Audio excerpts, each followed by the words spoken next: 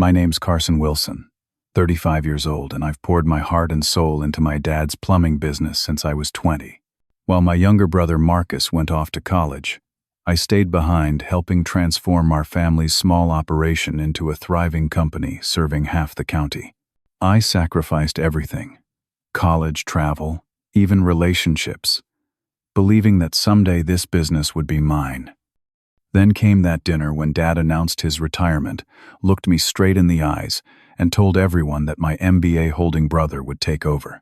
Before I tell you how I turned this devastating betrayal into my greatest success, drop a comment, letting me know where you're watching from, and hit that like and subscribe button if you've ever felt overlooked, despite your hard work and dedication. Growing up as Harold Wilson's son meant understanding the value of hard work from an early age. Dad started Wilson Plumbing and Heating when I was just a kid, operating out of our garage with a single truck and a toolbox that seemed bigger than me. I remember watching him come home exhausted every evening, his hands rough and calloused, but his eyes always lit up when he talked about helping people with their problems. A good plumber is like a doctor for houses. He'd say people only call when something's really wrong and they're mighty grateful when you fix it. Our family wasn't wealthy by any means, but we were comfortable. Mom Sandra worked part-time as a school secretary, somehow always managing to keep peace between the three strong-willed men in the house. Even from our early years, the differences between Marcus and me were apparent. 3 years my junior Marcus was the brainy one, always with his nose in a book, winning science fairs and making honor roll without breaking a sweat. I was more practical, preferring to work with my hands, figure out how things operated, and fix what was broken. Carson's got mechanical intelligence, Mom would say whenever Dad compared our report cards. He sees how the world fits together. By the time I hit my teen years, I was spending summers helping Dad on job sites, while Marcus attended academic summer camps and advanced math programs. I learned how to sweat copper pipes, troubleshoot water heaters, and talk to customers. Dad never said it directly, but I could tell he appreciated having me there, someone who understood his world and spoke his language. When I graduated high school, college was the expected next step. I half-heartedly applied to a few state schools, got accepted, but something didn't feel right. The family business was just starting to grow, and Dad had more work than he could handle alone. I'm thinking of taking a year off before college, I told my parents over dinner one night. Help Dad expand the business. Mom looked concerned, but Dad tried to hide his smile. College isn't going anywhere, he said. You can always go later. That 1 year turned into 2, then 5, and eventually the idea of college faded away completely. By 20, I was all in on Wilson Plumbing and Heating. We hired our first employee, then a second. I learned bookkeeping at night, created our first website, and started building relationships with suppliers. The business became my education every day, brought new challenges and lessons. Meanwhile, Marcus sailed through his undergraduate degree in business administration, constantly sending home pictures from fraternity events and study abroad programs. When he decided to continue straight into an MBA program, Dad couldn't have been prouder. That boy's going to know how to run a real company someday, he'd boast to his friends. Those comments stung, but I buried myself deeper in growing our company. While Marcus studied business theories in classrooms, I was living them in practice. I negotiated better terms with suppliers, expanded our service area, and developed a knack for hiring good people. Our first real office space was my project, finding the location, negotiating the lease, and renovating it mostly with my own 2 hands on evenings and weekends. By year 5, we had 5 employees and had doubled our revenue. I took only a modest salary, choosing instead to reinvest in better equipment and training. Dad's customers loved dealing with me, often commenting that the apple didn't fall far from the tree. I knew their families, their properties, their recurring problems. Mrs. Abernathy's finicky water heater, the Johnsons' complicated sprinkler system, the tricky drainage issues at the Moreno property. These weren't just jobs to me. They were relationships built on trust. "You've got a gift with people," Dad admitted after I'd smoothed over a particularly difficult situation with a commercial client. "They trust you." That trust became the foundation of our business growth. Word-of-mouth recommendations brought in new customers faster than we could handle them. We specialized in being reliable, honest, and thorough qualities that made us stand out in an industry often plagued by no-shows and shoddy workmanship. What I didn't realize then was how Dad's traditional views about education would eventually overshadow everything I was building. Despite seeing my daily contributions and practical business sense, there remained an unspoken belief that real business acumen could only come through formal education. He'd make casual remarks about proper business management and how companies needed strategic thinking to grow beyond a certain point. When Marcus finishes school, he'd sometimes say maybe he can help us take this business to the next level. I always brushed these comments off. After all, I was the one there every day making things happen while Marcus couldn't tell a pipe wrench from a monkey wrench. Surely Dad's passing comments didn't mean anything significant. The business was thriving under my guidance, and I believed that results would ultimately speak louder than diplomas. Looking back, I should have paid more attention to these early warning signs.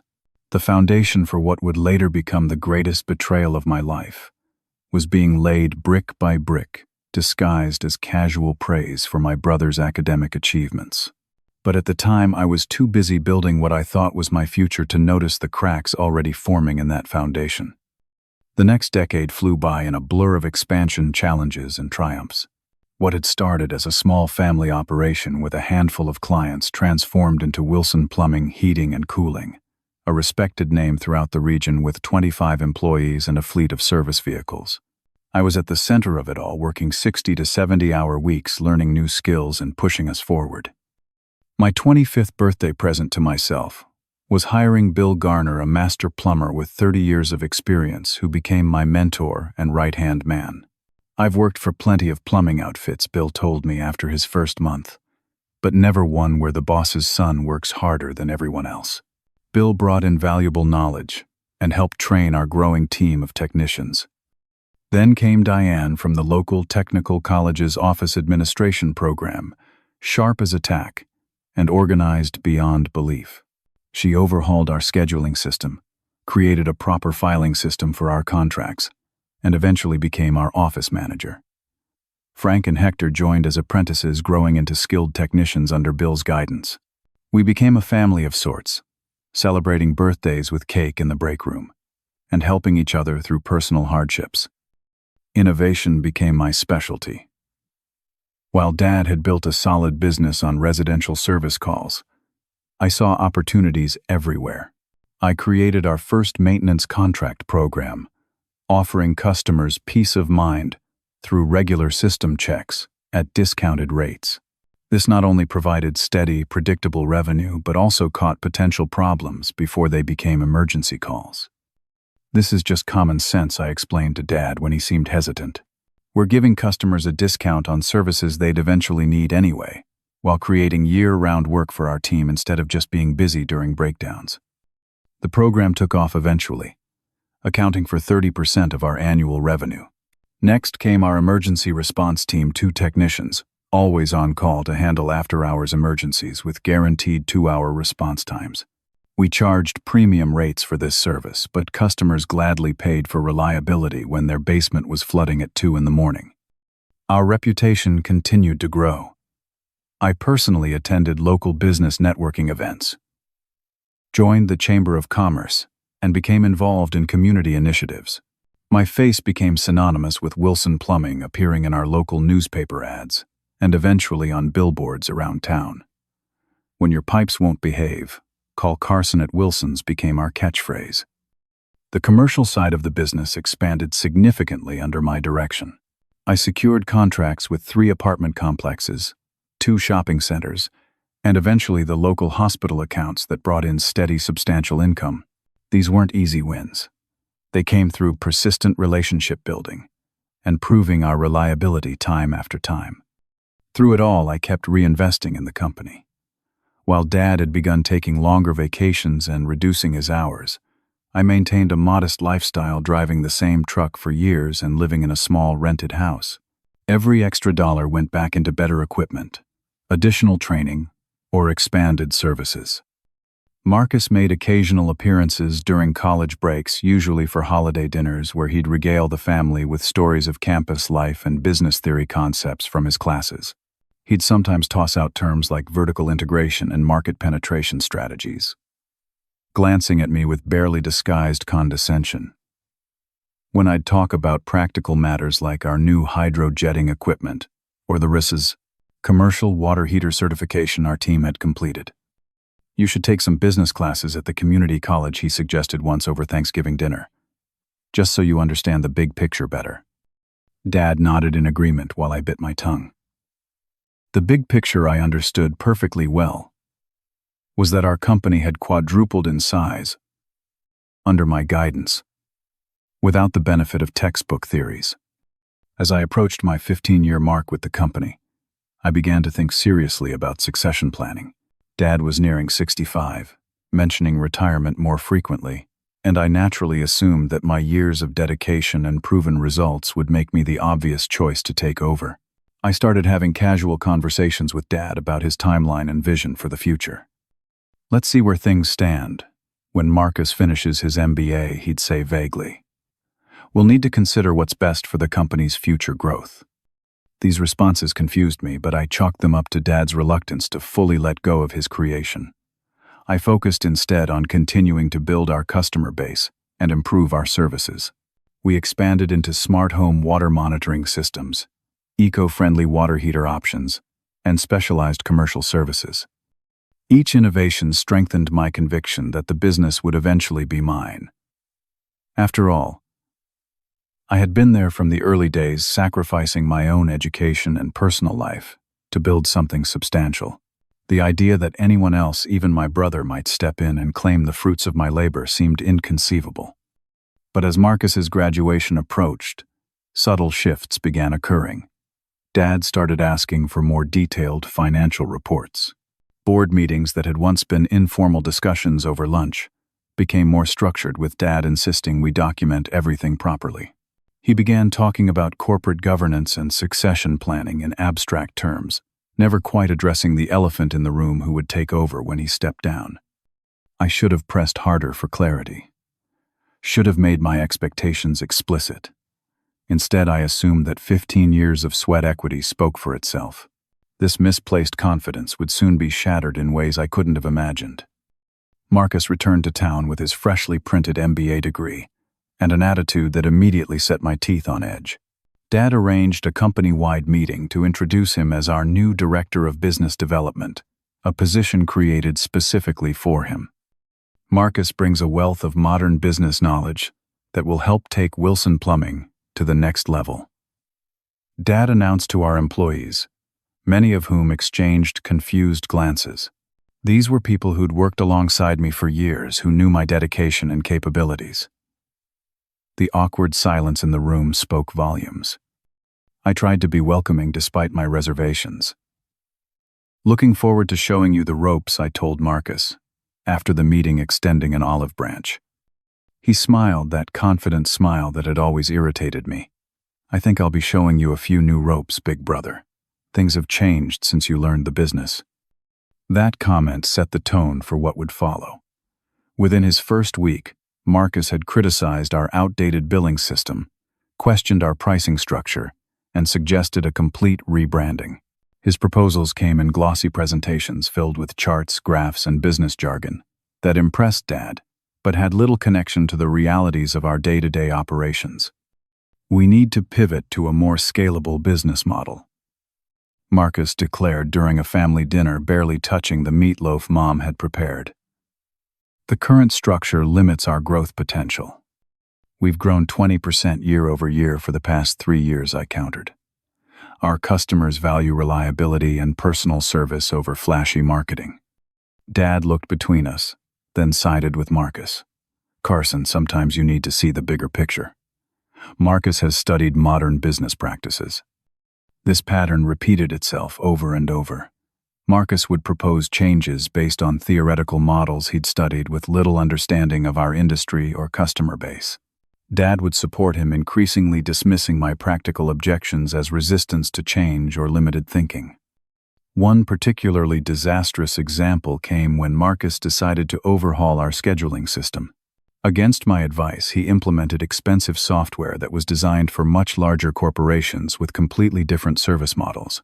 Our technicians struggled with the complicated interface. Dispatch became a nightmare, and we started missing appointments for the first time in our company's history. "Give it time," Marcus insisted when I brought up the problems. "There's always an adjustment period with new technology." The adjustment period resulted in 3 canceled service contracts and dozens of frustrated customers. I spent weeks doing damage control personally, calling longtime clients to apologize and rebuild trust. When I approached Dad about the situation, he shrugged it off. "Growing pains," he said. "Marcus is bringing us into the modern era." Another conflict arose over hiring practices. Marcus wanted to replace our senior technician, Bill, who had decades of experience but no formal qualifications, with younger technicians from the technical college, who had certificates but minimal real-world experience. "Bill's salary is above market rate," Marcus argued during a management meeting, "and his methods are outdated." "Bill trains every new technician we hire," I fired back. "His experience is worth every penny, and our customers specifically request him." Dad sided with me on that occasion, but it was one of the few times. More often, he deferred to Marcus's spreadsheets and analytics over my first-hand knowledge of our operations and customers. The situation deteriorated further when Marcus began accompanying Dad to industry conferences and supplier meetings, events that had previously been my responsibility. They would return with new ideas and plans they'd discussed without my input, presenting them as decisions rather than proposals. "Marcus and I think we should shift focus toward new construction instead of service and repair," Dad announced after one such trip. "The margins are better." "New construction is highly competitive and cyclical," I objected. "Our strength has always been service and maintenance. It's recession-resistant and builds long-term customer relationships." "That's old-school thinking," Marcus interjected. "My market analysis shows—" "Your market analysis doesn't account for 20 years of industry relationships and reputation," I interrupted, finally losing my patience. "We can't just pivot on a dime because some consultant at a conference showed you a PowerPoint presentation." Dad's face hardened. "Carson, you need to show more respect for your brother's expertise. Not everything can be learned on the job." That comment stung more than he probably realized. It invalidated 15 years of my life and contributions with a single dismissive statement. Over the following months, I noticed Dad and Marcus spending more time behind closed doors in Dad's office. They began having lunch meetings without inviting me. Dad started mentioning retirement more frequently, always with glances toward Marcus. The writing was on the wall, but I refused to read it. Our employees weren't blind to the shifting dynamics. Many began coming to me with concerns about Marcus's changes in management style. Diane, our office manager, pulled me aside after a particularly tense staff meeting. "People are worried, Carson," she said quietly. "There's talk about looking for other jobs if things continue this way." I reassured her as best I could, promising to address the issues with Dad. But my influence was clearly waning. Dad had begun treating me more like a valued employee than a partner and successor. In management meetings, he would often ask for Marcus's opinion first, or worse, make decisions after private discussions with Marcus, and present them to me as fait accompli. The final months before Dad's retirement announcement were filled with these slights and shifting alliances. I clung to the hope that when the moment of truth arrived, my years of dedication and proven results would count for something, that Dad would recognize who had truly built and maintained the business he was so proud of, that blood, sweat, and tears would matter more than theories and diplomas. I couldn't have been more wrong. Mom spent all day preparing Dad's favorite meal pot roast with all the trimmings, homemade rolls, and apple pie for dessert. The dining room table was set, with the good china and a bottle of expensive scotch stood ready for a toast. I should have recognized these as signs that something momentous was about to happen, but I was too preoccupied with a major commercial proposal I was preparing for the county administration building. "I have an announcement," Dad said after we'd finished the main course. He reached for Mom's hand and smiled broadly. "After 40 years of climbing under sinks and into crawl spaces, I've decided it's time to retire. Effective next month, I'll be stepping back from day-to-day operations." This wasn't a surprise. He'd been hinting at retirement for years. I felt a momentary surge of relief that the tension of the past months might finally resolve itself. Surely now, I would step into leadership with Marcus finding a role that suited his education without undermining the business foundations. I raised my water glass. "To a well-deserved retirement, Dad. You've built something amazing." "Thank you, son." He nodded, then cleared his throat. Which brings me to the second part of my announcement. Every successful company needs strong leadership going forward. Someone with the vision and education to compete in today's market. My stomach tightened as he turned toward Marcus with unmistakable pride. "I'm pleased to announce that Marcus will be taking over as Chief Executive Officer of Wilson Plumbing, Heating and Cooling." The words hit me like a physical blow. I looked from Dad to Marcus, waiting for the punchline, "and Carson will be president," or some explanation of a shared leadership structure. It never came. Carson, of course, will continue overseeing field operations, as Chief Operations Officer reporting to Marcus. Dad continued, seemingly oblivious to my shock. This structure leverages everyone's strengths. Marcus's business education and Carson's field experience. Marcus raised his glass with a satisfied smile. "I'm honored, Dad. I won't let you down." My mind raced, trying to process what was happening. 15 years. 15 years of 60-hour weeks of sacrificed opportunities of building relationships with every customer and employee. 15 years of believing this business would someday be mine. And now, with a single announcement over pot roast, it was handed to someone who hadn't spent a single day truly working in it. "Is this a joke?" I finally managed to ask, my voice unnaturally calm. Dad frowned. "Of course not. This is what's best for the company's future." "What's best for the company?" I repeated, anger beginning to replace shock. "The company I've helped build for the past 15 years while Marcus was off at frat parties." "That's not fair," Marcus interjected. "I was getting the education needed to run a modern business properly." "And what exactly do you think I've been doing?" I demanded. "I've quadrupled our revenue, expanded our services, built our reputation." "You've done excellent field work," Dad interrupted, his tone condescending. "Nobody's questioning your technical skills or customer relationships. But running a company requires more than that.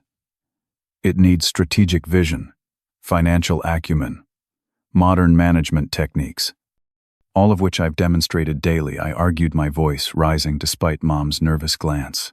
"Who negotiated our fleet lease to save $20,000 a year?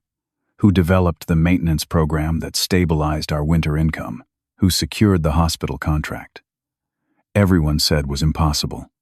"Carson, please," Mom interjected, attempting to defuse the situation. "This can work if everyone cooperates. You and Marcus have different strengths." "Different strengths?" I laughed bitterly. "Sure. My strength is actually knowing the business, and his strength is being Dad's favorite." Dad's face hardened. "That's enough. This decision isn't up for debate. Marcus has the education and vision to take Wilson Plumbing to the next level. You've done good work, Carson, but there's a ceiling to how far practical experience alone can take us." I looked at him in disbelief. Practical experience? Is that what you call 15 years of my life? A footnote to Marcus's precious MBA. "You're being emotional," Marcus said with infuriating calmness. "This is precisely why Dad's decision makes sense. Business leadership requires objectivity and strategic thinking, not just technical know-how." Something snapped inside me. I stood up, tossing my napkin onto my half-eaten pie. "Congratulations on your promotion, Marcus. I'm sure all that strategic thinking will come in handy when Mrs. Peterson calls at midnight. with sewage backing up into her bathtub, or when the hospital's main line clogs on a Sunday. I walked out despite Mom's tearful pleas to stay and talk things through. That night I drove for hours, eventually ending up at the small lake outside town where Dad had first taught me to fish. The sense of betrayal was overwhelming. Not just the decision itself, but the dismissive way my contributions had been minimized, categorized as mere fieldwork, rather than the business building they truly were. The weeks that followed were excruciating. Dad announced the transition to employees with the same spin, presenting it as a natural evolution, leveraging Marcus's education and my field experience. I saw the confusion and concern on the faces of people I'd worked alongside for years, particularly the technicians who knew exactly how little Marcus understood about our actual work. Marcus wasted no time asserting his authority. He moved into Dad's office, hired a marketing consultant at an exorbitant fee, and began implementing changes that looked impressive on paper, but created chaos in practice. Our distinctive logo, which had adorned our trucks for 2 decades, was replaced with a sleek corporate design that looked like it could belong to any industry. Our straightforward pricing structure was scrapped for a complicated tiered system that confounded customers and technicians alike. "We need to optimize revenue streams through strategic pricing architecture," Marcus explained, when I objected. "The data shows we can increase average ticket value by 18%. The data doesn't show how many customers we'll lose when they feel nickel and dimed," I countered, but my input was increasingly ignored. The restructuring of teams was particularly painful. Crews that had worked effectively together for years were reassigned based on some efficiency algorithm Marcus had learned about. Specialized technicians were suddenly expected to be generalists, while training programs I'd developed were suspended as unnecessary expenses. Employees began coming to me with their concerns, frustrated by changes that made their jobs harder and customer interactions more difficult. I found myself in the awkward position of trying to maintain morale while having no real authority to address their valid complaints. "Just hang in there," I'd tell them. These things have a way of working themselves out. But privately, I was beginning to question how long I could continue in this untenable situation. My role as field supervisor became increasingly marginalized. Marcus would override my scheduling decisions, reassign my technicians without consultation, and frequently countermand my customer solutions in favor of more profitable approaches. I watched helplessly as the company culture I'd helped build, focused on quality, reliability, and customer relationships, was systematically dismantled in favor of metrics and margins. The final straw came 6 weeks after Dad's retirement. I had spent months cultivating a relationship with Westridge Commercial Properties, which owned 5 shopping centers throughout the region. After numerous meetings, proposal revisions, and trust building, they had finally agreed to sign a comprehensive service contract worth over $300,000 annually. The morning I was to meet with their facilities director to finalize details, Marcus announced during the staff meeting that he had secured the Westridge account and would be handling the contract signing personally. When I confronted him privately afterward, his response left me stunned. "As CEO, I should be the face of major account acquisitions," he said without a hint of remorse. "Besides, your proposal needed significant revisions to optimize profitability. I stayed up late, making the necessary improvements. I examined the revised contract and found he'd removed several service guarantees. I'd included guarantees that were the very reason Westridge had chosen us over competitors with lower bids. Those guarantees represented unnecessary liability," Marcus explained dismissively. "Any business school graduate would recognize that. Those guarantees represented why they trusted us in the first place," I shot back. "You've just undermined months of relationship building." His patronizing smile said everything about how he viewed my concerns. "Trust me, Carson, this is business, not personal relationships." I walked out of his office knowing I couldn't do this anymore. 15 years of my life had been dismissed as irrelevant. My expertise was ignored, my relationships undermined, and my future stolen. That afternoon I typed up my resignation letter, effective immediately.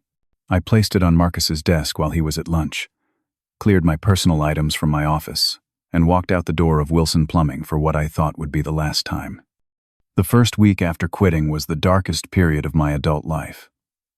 I slept until noon, ignored phone calls, and questioned every career choice I'd ever made. Jessica, my girlfriend of 3 years, became my rock during those difficult days.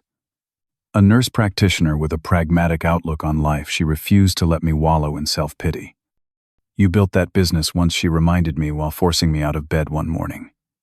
"You can build another one this time on your own terms." Her unwavering belief in me was the lifeline I needed.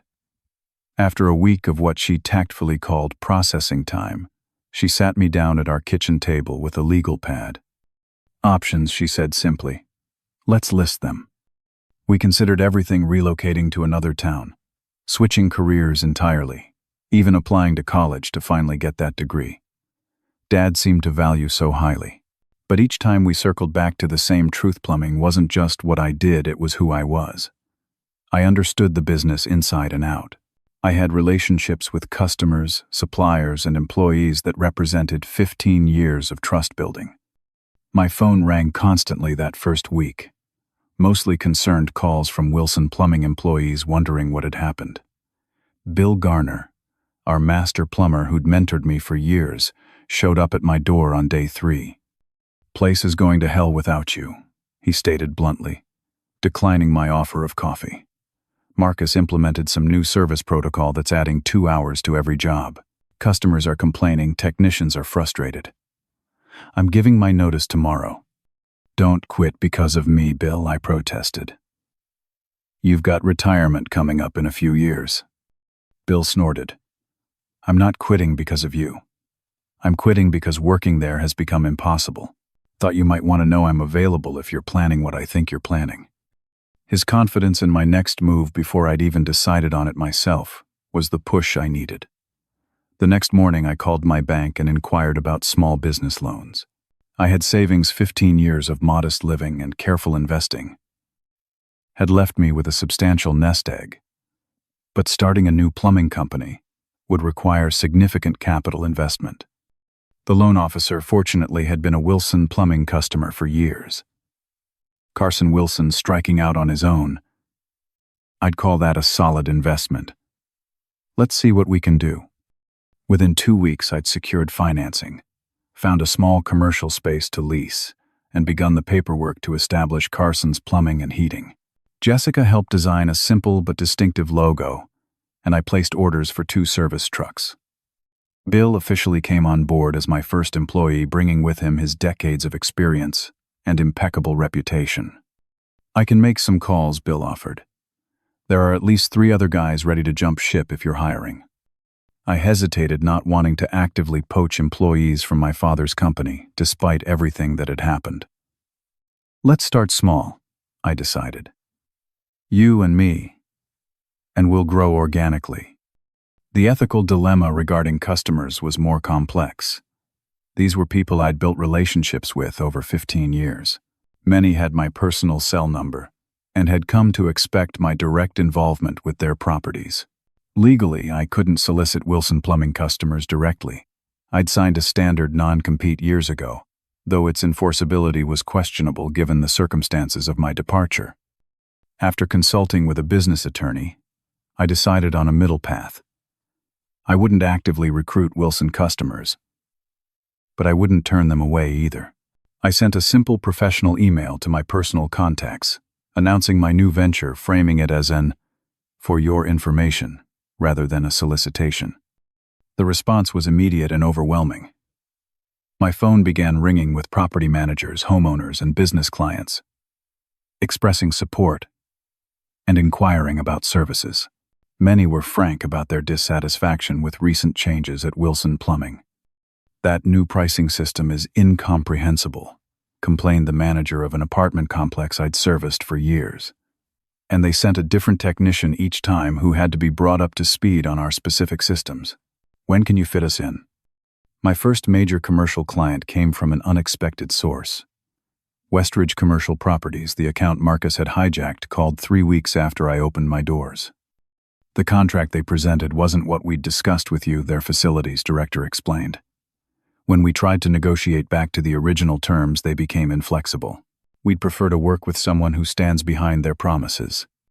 I was careful not to disparage Wilson Plumbing, instead focusing on what I could offer: reliability, transparency, and personal attention to their specific needs.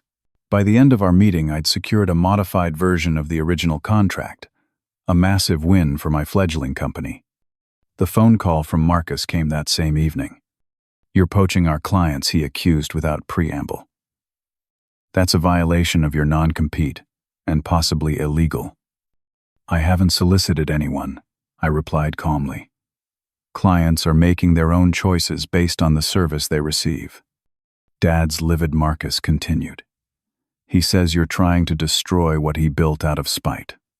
The irony of that statement wasn't lost on me, but I kept my tone professional. "I'm building something new, Marcus.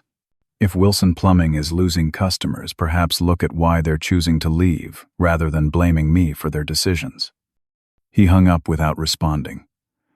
The call reinforced my determination to succeed on my own terms, not out of revenge, but to prove that my approach to business had value beyond what could be taught in business school classrooms. Word of mouth proved to be our most effective marketing tool. Satisfied customers told friends and neighbors, leading to a steady stream of new business. Within 4 months, Bill and I were working 60-hour weeks just to keep up with demand. I hired Mike, a talented journeyman plumber who had quit Wilson Plumbing after clashing with Marcus. Then came Tony, a recent technical school graduate who showed tremendous potential. By our 6-month milestone, Carson's Plumbing and Heating had 5 employees, 3 service trucks, and had turned its first profit, remarkable for a new business in an established market. We celebrated with a cookout at my house, where Jessica announced she'd accepted my marriage proposal from the previous weekend. To new beginnings, Bill toasted raising his beer. And to doing things the right way. The right way became our unofficial company motto. We built our business model around the principles I'd always valued: transparent pricing, quality workmanship, and exceptional customer service. No upselling unnecessary services, no cutting corners to increase margins, no sacrificing long-term relationships for short-term profits. As we approached our 1-year anniversary, I expanded our services based directly on customer feedback.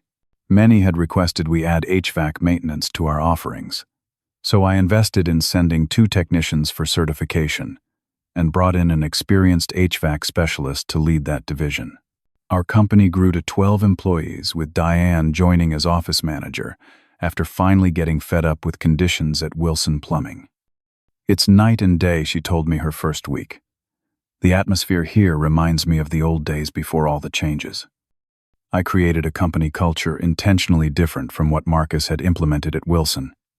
Every technician was empowered to make on-site decisions that benefited customers. We had weekly team meetings where everyone's input was valued and considered. Training and professional development were priorities, not expenses to be minimized. Most importantly, we recognized that our success depended on relationships with customers, with each other, and with the community. As Carson's Plumbing thrived, rumors about Wilson Plumbing's struggles began circulating through industry channels. Suppliers mentioned past due accounts. Competitors noticed their trucks sitting idle more often. Former employees reported high turnover and declining morale. I took no pleasure in these developments, despite everything that company represented: my father's life's work, and employed people I still cared about. But I had my own company to focus on, and it was growing beyond my initial expectations. By our 18-month mark, we had secured service contracts with 2 local hotels, a retirement community, and dozens of commercial properties. Our residential customer base had expanded to neighboring counties, and we'd opened a satellite office to better serve that area. Jessica and I married in a simple ceremony that fall, buying our first home together a month later. For the first time in my adult life, I felt truly in control of my destiny, building something that reflected my values and vision, surrounded by people who shared my commitment to doing things the right way. I had no way of knowing that my path would soon intersect again with the family business I'd left behind in ways I couldn't have anticipated. The industry event was one I'd normally avoid, an annual trade association dinner that tended toward boring speeches and rubber chicken. But as the owner of a growing company, networking had become an important part of my responsibilities. Jessica accompanied me, stunning in a blue dress, providing moral support as we circulated through the ballroom making small talk with suppliers and competitors alike. I spotted them across the room, Dad looking noticeably older, and Marcus, whose confident demeanor seemed forced. They were speaking with the representative from Bradford Supply, our largest vendor. Dad saw me first, his expression a complicated mix of emotions, before he quickly looked away. Marcus stiffened, but continued his conversation. "Do you want to say hello?" Jessica whispered. "Let's see if they approach us," I replied, uncertain how I'd react to a direct conversation after nearly 2 years of silence. We managed to avoid each other until the open bar line where Marcus and I ended up standing side by side, an uncomfortable coincidence neither of us could escape. "Carson," he acknowledged stiffly. "Marcus." I returned, with a nod. He cleared his throat. "Your company seems to be doing well." "We're growing steadily," I confirmed, not wanting to elaborate. "How are things at Wilson?" "Fine. Challenging market conditions, but we're adapting." The strained small talk might have continued, but the bartender saved us by taking our orders. Marcus grabbed his scotch and walked away without another word, rejoining Dad at their table. Jessica squeezed my hand as we returned to our seats. "That was awkward," she observed. "Could have been worse," I shrugged, though the brief encounter had left me unsettled. 2 days later, Tom Bradford from Bradford Supply requested a lunch meeting. As our primary supplier, these periodic check-ins were normal, but something in his tone suggested more than a routine conversation. "I'll get straight to the point," Tom said after we ordered. "I consider your father a friend," which puts me in an awkward position. Wilson Plumbing is behind on payments, significantly behind. Under normal circumstances, I'd have cut them off months ago, but given our history. I sat back, surprised, despite the rumors I'd heard. "I appreciate you telling me, Tom, but I'm not sure what this has to do with me or my company." Tom looked uncomfortable. "Your father would kill me if he knew I was talking to you about this. The situation is worse than most people realize. They've lost major accounts. Staff turnover is extremely high, and there are liens against their property. Marcus has made some questionable decisions. I'm sorry to hear that," I said sincerely. "But I left that company 2 years ago." "I know," Tom nodded. "And you've built something impressive since then. I guess I thought you should know what's happening. Family is still family, even when things are difficult." His words stayed with me for days afterward. While I'd moved on professionally, the emotional ties weren't so easily severed. Despite everything, these were the people who had raised me the business where I'd spent my formative years. The next surprising contact came from Mom, who called one evening as Jessica and I were finishing dinner. We'd maintained minimal contact since my departure, occasional text messages around holidays or birthdays, but nothing substantial. "I miss you, sweetheart," she began, her voice carrying the weight of unspoken strain. "It's been too long since we've really talked." We exchanged pleasantries for a few minutes before she broached the real purpose of her call. "Things aren't good, Carson," she admitted finally. "Your father won't say it outright, but the business is struggling badly. He's not sleeping, constantly worried about making payroll. Marcus is. Well, he's in over his head, though your father won't admit that either." "I'm sorry to hear that, Mom," I said, genuinely concerned for my parents' well-being if not for the business itself. "But what do you expect me to do about it?" Her hesitation spoke volumes. "Nothing, I suppose. I just thought you should know. Your father's too proud to reach out himself." The conversation ended soon after, leaving me troubled and conflicted. Part of me felt a certain vindication, proof that my practical experience had been more valuable than Marcus's theoretical knowledge. But a larger part felt genuine sadness that my father's legacy was crumbling regardless of our personal conflicts. The situation accelerated rapidly over the following weeks. I heard from Hector, one of the few remaining technicians from my time, that Wilson Plumbing had lost the hospital contract, their largest commercial account, due to repeated service failures and staffing issues.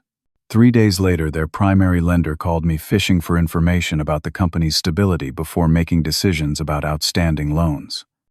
The industry grapevine hummed with speculation about Wilson Plumbing's imminent collapse. While I refused to participate in the gossip, I couldn't help monitoring the situation from a distance. This wasn't just any company failing. It was my father's life's work, the business I'd helped build for 15 years before being pushed aside. Then came the call I never expected to receive.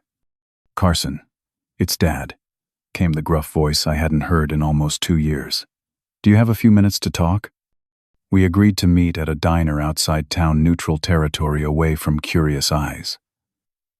I arrived to find him already seated in a back booth, looking older and more worn than I remembered. The confident, sometimes overbearing man who had dominated my life had been replaced by someone diminished, though his pride still showed in his straight posture and direct gaze. "You're looking well," he offered as I slid into the booth. "Business must be good." "It is," I confirmed. "We're growing steadily, doing things our way." He nodded, a flash of what might have been regret crossing his features. "I've heard good things. You've built quite a reputation." The small talk continued through coffee orders, neither of us ready to address the real reason for this meeting. Finally, Dad set down his cup with a sigh. "I expect you've heard that Wilson Plumbing is having some challenges," he began, masterful understatement evident in his tone. "I've heard rumors," I acknowledged. "Sounds like more than just challenges." Dad's shoulders sagged slightly. "The truth is, we're in serious trouble. Major accounts have left. We can't keep qualified technicians and our reputation." He trailed off, unable to finish the thought. "I'm sorry to hear that," I said, and meant it. "Marcus has tried his best." Dad continued, a hint of defensiveness creeping into his voice. "But some of his changes haven't worked out as planned. The market conditions have been difficult, and—" "Dad," I interrupted gently. "Why did you want to meet?" He looked me directly in the eyes for the first time. "We need your help, Carson.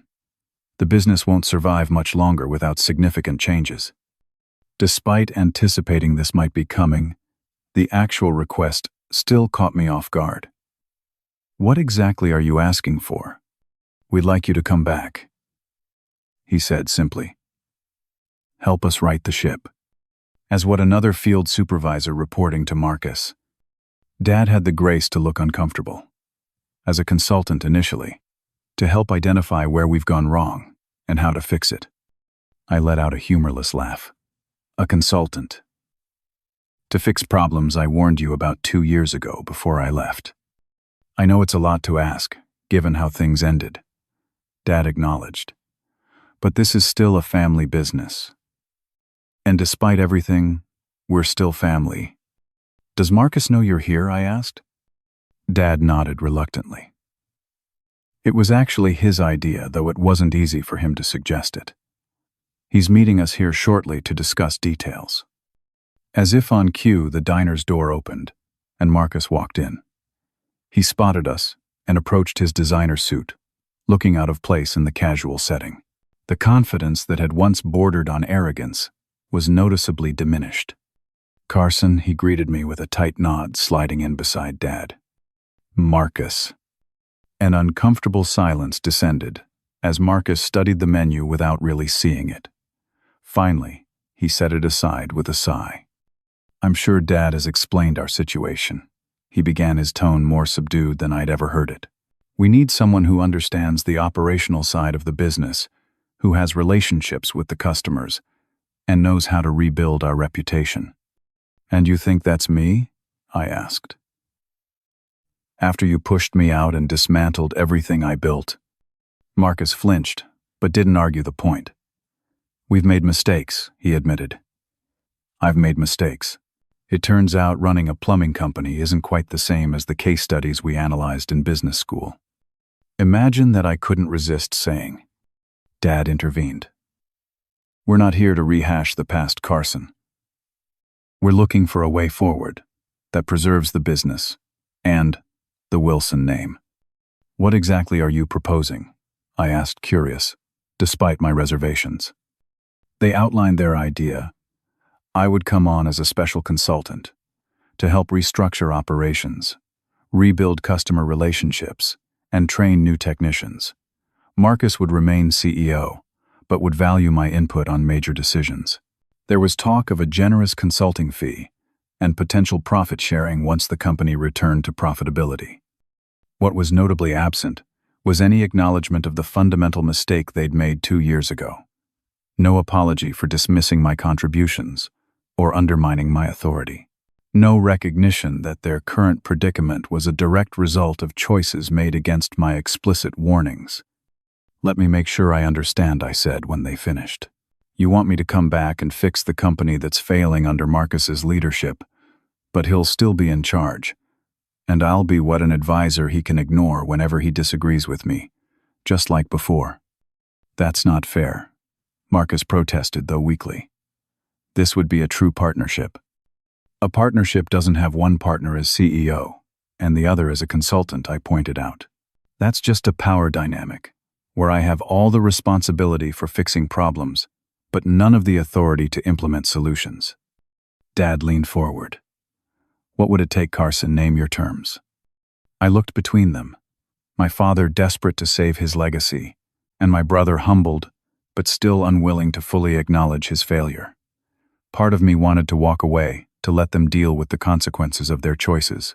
But another part recognized that many innocent people, employees, customers, even my parents' retirement security, were caught in the crossfire of our family drama. "I need to think about it," I said finally. "This isn't a decision I can make on the spot." They nodded clearly, relieved I hadn't rejected the idea outright. We parted with awkward handshakes and promises to reconvene in a few days. As I drove home, my mind raced with conflicting emotions and practical considerations. The question wasn't just whether I could help save Wilson Plumbing, but whether I should, and at what cost to the thriving business I'd built on my own. The decision wasn't one I could make alone. That night I laid out the entire situation for Jessica, including all the complex emotions involved. They basically want you to be the firefighter who saves a burning building while the arsonists still hold the deed, she observed astutely. The question is, do you care enough about the building to do it anyway? It's not just about the business, I admitted. It's employees who've been there for decades. It's customers who deserve better service. It's my parents' retirement security. Jessica nodded thoughtfully. And if we're being completely honest, it's also about validation. Proving that you were right all along. Her insight cut to the heart of what I'd been avoiding. Part of me, a significant part, wanted the satisfaction of being the savior of having Dad and Marcus acknowledge that they'd been wrong and I'd been right. But building a decision on that foundation would be as flawed as Marcus's theoretical business models had been. After 3 days of reflection, conversations with trusted advisors, and a detailed analysis of both businesses' financials, I arrived at my decision. I requested a meeting at my office, my territory this time, and laid out my terms clearly and directly. "I'm not interested in being a consultant," I told Dad and Marcus as they sat across from my desk, "but I am willing to discuss a complete merger of Wilson Plumbing and Carson's Plumbing under a new corporate structure." They exchanged glances clearly, not having anticipated this approach. "What kind of structure?" Dad asked cautiously. "A new company, Wilson and Carson Plumbing," I outlined. I would serve as CEO. Marcus would take the role of Chief Financial Officer, where his education and analytical skills could be valuable without interfering with operational decisions. Marcus stiffened. "So I'd be demoted to basically running the books." "You'd be positioned where your actual skills can benefit the company, rather than harm it," I corrected. "Your MBA is an asset in the right context. Financial management, strategic planning, and analysis are areas where your education is relevant. Day-to-day operations, customer relationships, and technical decisions are not." "And what would be my role?" Dad asked. "Chairman Emeritus," I suggested. "An advisory position without operational responsibilities, but with the respect and recognition you've earned. Your experience is valuable, but it's time for the next generation to fully take the reins." They were silent for a long moment, absorbing the proposal. It wasn't what they'd expected. They'd come hoping to add my expertise to the existing structure, not to fundamentally reorganize both businesses.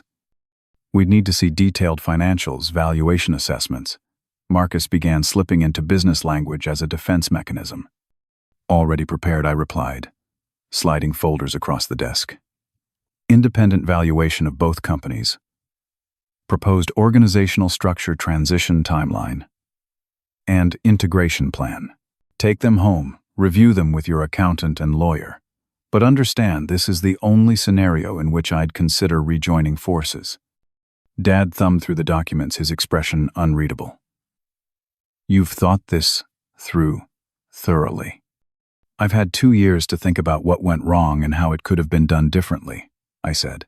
This structure acknowledges the contributions and value of both companies, while positioning everyone where they can actually succeed rather than fail. And if we decline? Marcus asked. I shrugged.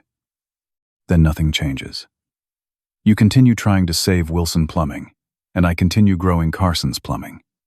But based on current trajectories, I think we both know how that story ends.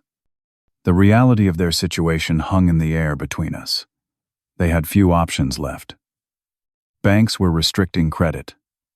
Suppliers were demanding payment up front, and customers were leaving faster than they could replace them. My proposal, while not what they'd hoped for, offered a lifeline they couldn't afford to dismiss.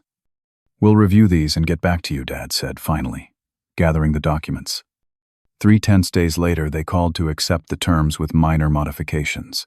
What followed was one of the most challenging periods of my professional life, merging 2 companies with different cultures, systems, and recent histories. The Wilson Plumbing employees were understandably wary, having endured years of chaotic changes and declining fortunes. My team had concerns about absorbing a struggling operation and diluting the culture we'd worked hard to build. The transition wasn't smooth. Marcus initially struggled with his reduced role, sometimes overstepping boundaries by trying to implement operational changes without consultation. Dad found it difficult to be present, without being in charge, occasionally undermining decisions with comments about how we used to do things. Some longtime Wilson customers were hesitant to trust the new entity after their recent experiences. Yet slowly, painfully, we made progress. I implemented a hybrid of the best systems from both companies.